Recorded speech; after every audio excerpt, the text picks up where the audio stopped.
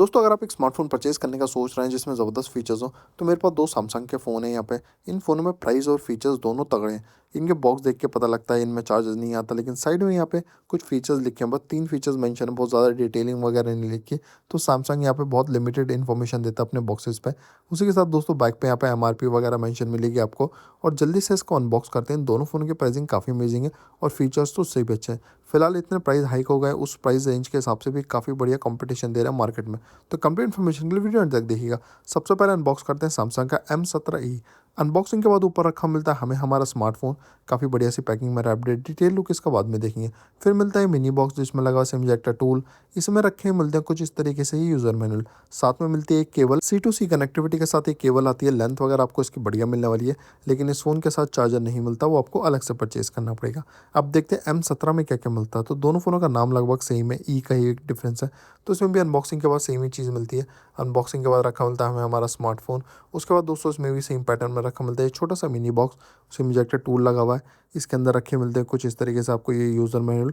Box के अंदर आपको कवर वगैरह कुछ नहीं मिलेगा, वो आपको सब अलग से ही लेना पड़ेगा। साथ में मिलती है C2C कनेक्टिविटी के साथ केबल। अडैप्टर इस फ़ोन के साथ भी नहीं आता। तो बहुत लिमिटेड कंटेन आते हैं सैमसंग के फ़ोन के साथ, जल्दी अनबॉक्सिंग हो जाती है इनकी। अब डिज़ाइन की बात करूँ तो दोनों फ़ोनों में आपको मैटे फिनिश का टेक्सचर मिलने वाला है। ट्रिपल लेंस का सपोर्ट मिलेगा सैमसंग के M17 में, और M17E में ड्यूल लेंस का सपोर्ट मिलेगा। तो कैमरे का तो डिफरेंस है ही है। इसके अलावा इन दोनों फ़ोनों में आईपी रेटिंग जैसी है, IP54 रेटिंग के साथ ये दोनों फ़ोन आते हैं।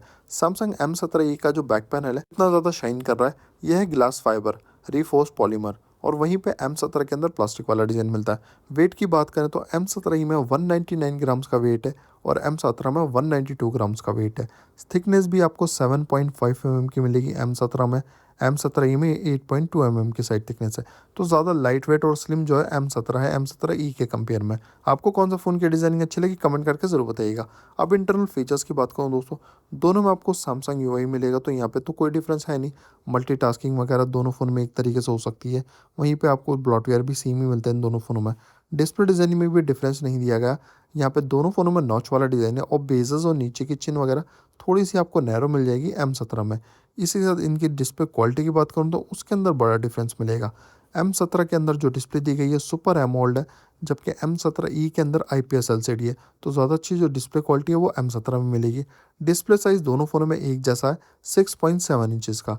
दोनों फ़ोनों के अंदर यहाँ पे आपको बढ़िया डिस्प्ले दी हुई है, ब्राइटनेस वगैरह अच्छी है। एचडी प्लस की जो डिस्प्ले है वो M17E में, फुल एचडी प्लस का सपोर्ट मिलेगा M17 में। तो M17E के अंदर आपको एचडी प्लस का ही सपोर्ट मिलता है, फुल एचडी प्लस का नहीं मिलता। ब्राइटनेस वगैरह भी आपको दोनों फ़ोनों में अच्छी खासी मिलने वाली है। इसी के साथ दोस्तों इंडोर और आउटडोर में ज़्यादा अच्छा जो व्यूइंग एक्सपीरियंस मिलेगा आपको M17 में मिलेगा, क्योंकि एक तो शार्पर डिस्प्ले एमोल्ड है, उसके साथ पीपीआई भी इसमें ज़्यादा है 387, जबकि M17E के अंदर 260 पीपीआई मिलते हैं। M17 के अंदर आपको फ्रंट पे ग्लास की प्रोटेक्शन भी तगड़ी मिलती है, क्रोनिक और गोरिल्ला ग्लास विक्टर्स की, जो कि काफ़ी ड्यूरेबल ग्लास होता है। तो यहाँ पे ओवरऑल अगर आपको बढ़िया एक्सपीरियंस चाहिए मूवी का या वीडियोज़ वगैरह का, तो M17 के अंदर आपको ये ज़्यादा अच्छा मिल जाएगा। अंदर सेटिंग में देखते हैं क्या-क्या ऑप्शन दिए हुए हैं। M17 के अंदर आपको कलर कस्टमाइज़ेशन का भी ऑप्शन मिल जाएगा देखने को, जबकि M17E के अंदर ऐसा कोई भी ऑप्शन नहीं है। तो यहाँ पे सैमसंग के जो थोड़े एक्सपेंसिव फ़ोन होते हैं उन्हीं में ये ऑप्शन होता है। इसमें आप नेचुरल विविड में दोनों तरीके से कन्वर्ट कर सकते हैं।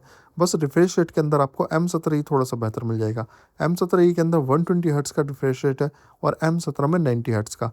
बस रिफ्रेश रेट का ज़रा-सा डिफरेंस है। अदरवाइज़ सारी चीज़ों में आपको M17 की जो डिस्प्ले है वो ज़्यादा बेहतर मिल जाएगी, ड्यूरेबिलिटी के हिसाब से भी और व्यूइंग एक्सपीरियंस के हिसाब से भी।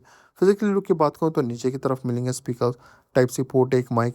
M17E के अंदर 3.5 एम का जैक मिल जाएगा, जबकि M17 में 3.5 एम का जैक नहीं है। ऊपर की तरफ दोनों फ़ोनों में नॉइज़ कैंसलेशन माइक मिल जाएँगे। राइट साइड पे मिल जाएंगे दोनों फ़ोनों में on off button, volume control keys और फिंगरप्रिंट सेंसर, और लेफ्ट साइड पे दोनों फ़ोनों में मिल जाएगा यहाँ सिम लगाने का स्पेस। इन दोनों फ़ोनों के अंदर आप मेमोरी कार्ड लगा सकते हैं 2 टीबी तक का, एक्सपेंडेबल मेमोरी सपोर्ट करते हैं। 128 जीबी के साथ ये बेस वेरिएंट आते हैं, मतलब आपको जो बेस वेरिएंट में 128 जीबी मिल जाएगी, ये काफ़ी ज़बरदस्त चीज़ है कि स्टोरेज अच्छी मिलती है इन दोनों फ़ोनों में। उसी के साथ दोस्तों स्टोरेज टाइप भी दोनों फ़ोनों में सेम है, UFS 2.2 स्टोरेज टाइप मिलेगा इन दोनों ही फ़ोनों में। इसके साथ दोस्तों रैम की बात करूँ तो ये दोनों फ़ोन 4 जीबी रैम और 6 जीबी रैम के दोनों वेरिएंट्स में अवेलेबल है। M17E मेरे पास 6 जीबी रैम वाला वेरिएंट है, M17 में 4 जीबी वाला। दोनों फ़ोनों में वर्चुअली रैम इंक्रीज़ की जा सकती है। 4 जीबी में 4 जीबी इंक्रीज़ हो जाएगी और 6 जीबी में 6 जीबी इंक्रीज़ हो जाएगी। तो आप जो रैम लेंगे उस हिसाब से वर्चुअली रैम भी इंक्रीज़ हो जाएगी। इसके अलावा इनके एंड्रॉइड वर्जन की बात करूँ तो एंड्रॉइड का 16 वर्जन मिलेगा इन दोनों ही फ़ोनों के अंदर, लेकिन अपडेट्स वगैरह का बड़ा सपोर्ट है दोनों ही फ़ोनों में। 6 साल के सिक्योरिटी अपडेट और 6 साल के ओएस अपडेट मिल जाएंगे। तो बहुत ही लंबे टाइम तक के लिए आपको इन दोनों फ़ोनों के अंदर अपडेट मिलने वाले हैं। तो ये तगड़ी चीज़ है। यहाँ पे दोस्तों मैं कुछ एप्लीकेशंस ओपन कर रहा हूँ दोनों फ़ोनों में। ये साथ में ही ओपन हो रही है, जबकि यहाँ पे सैमसंग M17 में 6 GB रैम है। उसके बाद भी यहाँ पे सैमसंग M17 अच्छा कॉम्पिटिशन दे रहा है। तो यहाँ सबवे सफ़र मैंने ऑन किया, तो यहाँ पे सबवे सफ़र यहाँ पे जल्दी ओपन हो गया M17 में, जबकि M17 में रैम ज़्यादा है, फिर भी ये थोड़ा सा स्लो है। प्रोसेसर का यहाँ बड़ा डिफरेंस है। M17 के अंदर आपको जो प्रोसेसर मिलने वाला है वो मीडियाटेक का Dimensity 6300 है। ये 6nm पे वर्क करता है, जबकि M17 में यहाँ पे सैमसंग का Exynos 1330 प्रोसेसर मिलने वाले। ये थोड़ा आपको बेहतर प्रोसेसर मिल जाएगा मीडियाटेक के Dimensity 6300 से। तो इन दोनों फ़ोनों में से ज़्यादा अच्छा जो प्रोसेसर मिलेगा आपको M17 में मिलेगा। इसके अंदर आपको मल्टीटास्किंग, हैवी टास्किंग, ये सारी चीज़ें बढ़िया तरीके से हो सकती हैं।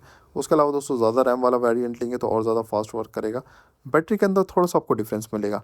M17 के अंदर आपको बैटरी थोड़ी बेहतर मिल जाएगी। M17 में 6000 mAh की बैटरी है, जबकि सैमसंग M17 के अंदर 5000 mAh की बैटरी है। तो दोनों फ़ोनों में 1000 mAh की बैटरी का डिफरेंस मिलेगा। 25 वाट की सेम फास्ट चार्जिंग ये सपोर्ट करते हैं। इनमें से आप कोई फ़ोन ले 25 वाट पे चार्ज हो जाएंगे। 5G कनेक्टिविटी के साथ आते हैं दोनों फ़ोन। उसके अलावा डुअल सिम आप 5G यूज़ कर सकते हैं। वाईफाई वर्जन दोनों फ़ोनों में 5 मिलेगा।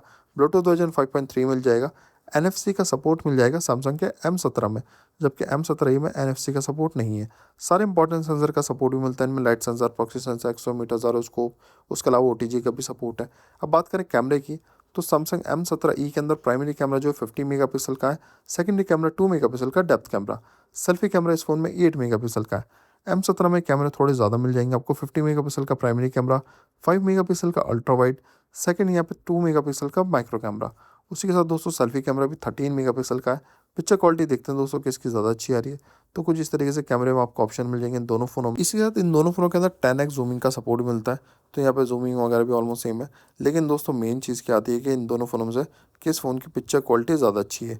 तो ये चीज़ का आपको बड़ा डिफरेंस मिलने वाला है। इन दोनों फ़ोनों में ज़्यादा अच्छा जो कैमरा मिलेगा वो आपको M17 में मिल जाएगा, M17 के कंपेयर में। इसके अंदर आपको डिटेलिंग वगैरह थोड़ी बेहतर मिल जाएगी। कलर्स वगैरह थोड़े से आपको ज़्यादा अच्छे मिल जाएंगे। तो अगर आप कैमरे के लिए फ़ोन ले रहे हैं इन दोनों फ़ोनों में से, ज़्यादा मेरी रिकमेंडेशन ये रहेगी कि आप M17 से ज़्यादा बेहतर M17 लें। M17 में थोड़ा सा क्या है, कलर्स वगैरह अपने हिसाब से आर्टिफिशियल कर रहा है, लेकिन M17 में आपको कलर्स तो नेचुरल मिलेंगे, फिर ब्राइटनेस भी अच्छी है। उसके अलावा दोस्तों इन दोनों फ़ोनों की प्राइसिंग और डिस्काउंट की बात करूँ और मेनली क्या डिफरेंस है इन दोनों फ़ोनों में ये बताऊँ आपको। तो M17 के अंदर आपको एमोलेड स्क्रीन मिलेगी। सबसे बड़ा एडवांटेज तो ये है। ट्रिपल कैमरा सेटअप मिलेगा, फ्रंट पे कोरियल ग्लास विक्टर्स की प्रोटेक्शन मिल जाएगी। तो काफ़ी कुछ है M17 में जो आपको ज़्यादा बेहतर मिल जाएगा M17 के कंपेयर में। अगर आप M17 लेना चाहते हैं तो उसके अंदर आपको ज़्यादा बेहतर जो मिलेगा वो बैटरी मिल जाएगी। उसके अलावा 6S का OS का अपडेट का सपोर्ट तो है ही है। इन दोनों फ़ोन की प्राइसिंग और डिस्काउंट की बात करें तो यहाँ पे अगर आप M17 लेना चाहते हैं और इसके अंदर आप अगर बेस वेरिएंट लेना चाहते हैं तो फिलहाल कॉस्ट कर रहा है फ्लिपकार्ट पर 16,000 रुपये का। उस पर डिस्काउंट वगैरह होने के बाद 15,000 रुपये कॉस्ट करेगा। 1,000 रुपये का डिस्काउंट है एक्सिस बैंक के क्रेडिट कार्ड पे। और अगर आप इसका 6 GB रैम और 128 GB स्टोरेज वाला वेरिएंट लेना चाहते हैं तो वो आपको कॉस्ट करेगा 16,800 रुपये का। डिस्काउंट होने के बाद 16,000 रुपये कॉस्ट करेगा। तो अगर आप M17 लेना चाहते हैं तो मेरी रिकमेंडेशन ये रहेगी आप इसका 6 GB रैम वाला वेरिएंट लें। अगर आप लेना चाहते हैं M17 तो इसका आपको जो 4128 वाला वेरिएंट है 15,500 रुपये कॉस्ट करेगा। 1,000 रुपये का डिस्काउंट है, 14,500 रुपये का मिलेगा डिस्काउंट होने के बाद। और अगर आप 6 GB रैम वाला वेरिएंट लेना चाहते हैं तो लगभग आपको 18,800 रुपये कॉस्ट करेगा। एक्सिस बैंक के क्रेडिट कार्ड पे 1,000 रुपये का डिस्काउंट है। डिस्काउंट के बाद 17,800 रुपये कॉस्ट करेगा। तो इन दोनों फ़ोनों से आपको कोई भी फ़ोन लेना हो नीचे डिस्क्रिप्शन में लिंक भी है और यहाँ पे आपको प्रोडक्ट टैग भी मिलेंगे। दोनों फ़ोनों से कोई फ़ोन चाहें तो परचेज़ कर सकते हैं यहाँ क्लिक करके। यहाँ क्लिक करने के बाद आपको जो बेनिफिट और डिस्काउंट मिल जाएंगे वो डायरेक्ट विजिट करने के बाद भी नहीं मिलेंगे। काफ़ी अच्छे डिस्काउंट्स भी चल रहे हैं दोस्तों, तो क्लिक करके कुछ बाय ज़रूर कीजिएगा और जो अमेजिंग डिस्काउंट चल रहा है उसका बेनिफिट ज़रूर लीजिएगा। इसके साथ वीडियो अच्छी लगे तो एक लाइक ज़रूर कीजिएगा। चैनल पर आपने तो सब्सक्राइब कर लीजिएगा। इन दोनों फ़ोनों का कंपैरिजन आप किसी और फ़ोन के साथ देखना चाहते हैं तो मुझे ये चीज़ भी कमेंट करके बता दिएगा। पूरी कोशिश करेंगे आपको बताए हुए कमेंट का कंपैरिजन बनाने की। और कोई क्वेश्चन वगैरह तो वो भी आप कमेंट में पूछ सकते हैं मुझसे। अब दोस्तों मैं मिलता हूँ यहाँ पे आपसे अगली वीडियो में अगली अनबॉक्सिंग या कंपैरिजन के साथ।